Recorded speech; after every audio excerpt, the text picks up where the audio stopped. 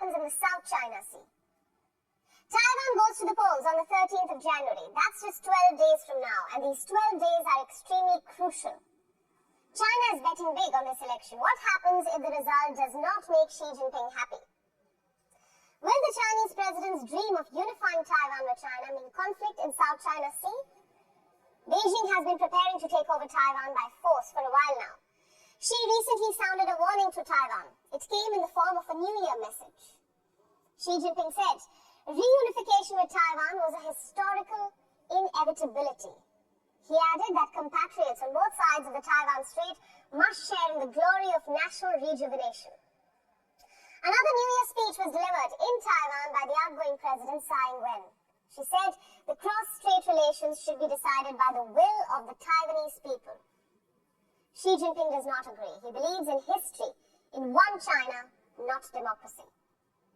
Tsai Ing-wen's government has repeatedly warned that Beijing is trying to interfere in the election. And let me remind you, it helps China if the KMT or the Kuomintang party wins this election. The party is pro-Beijing. Meanwhile, Tsai's DPP or the Democratic Progress Party insists on a sovereign Taiwan. And polls say come 13th of January, and if that's the case, will the war in South China Sea be fought by just Taiwan and China? There are other disputes too. They have created several flashpoints in these dangerous waters. For example, the second Thomas Shoal and the Scarborough Shoal. Philippines and China have been facing off here. The Philippines has accused China of firing water cannons at its ships, firing laser at its vessel, also ramming into its ships. China does not deny this aggression. Instead, Beijing refers to them as legitimate controlled measures to protect its so-called territory. You see, China claims more than 80% of the South China Sea. This water, Beijing claims, was historically Chinese. For the longest time, China used the 9-dash line to demarcate this territory.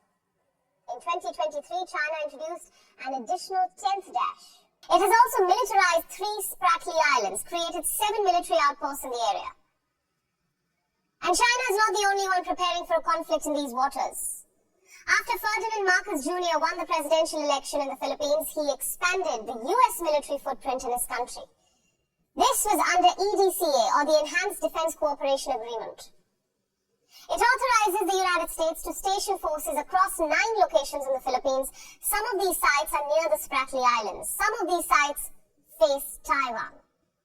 The Philippines believes if and when China invades Taiwan, Manila will most likely get involved. These face-offs with China at sea have added to this conviction. What they have also done is push Manila closer to Washington. You see, a war in the South China Sea will not be limited to just 2 parties.